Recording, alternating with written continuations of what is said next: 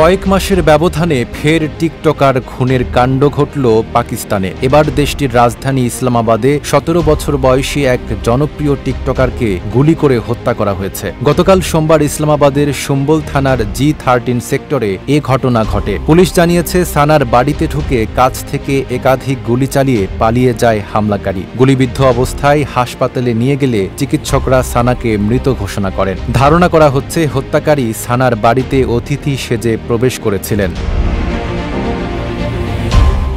১৭ বছর বয়সেই সানা ৪ লক্ষের বেশি ফলোয়ার সহ একজন জনপ্রিয় কন্টেন্ট ক্রিয়েটর ছিলেন। তার ভিডিওতে নারী অধিকার, শিক্ষা ও ত্রিতাল সংস্কৃতি নিয়ে সচেতনমূলক বার্তা থাকত। পুলিশ বলছে, এটি পূর্ব পরিকল্পিত হত্যাকাণ্ড হতে পারে।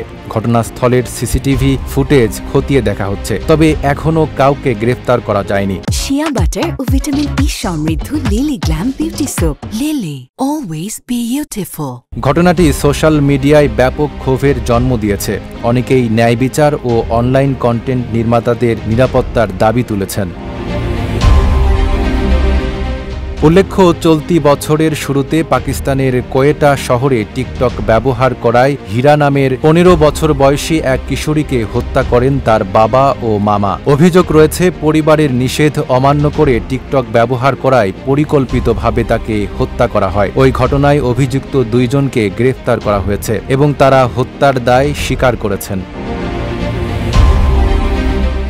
Desk report, Dhaka post.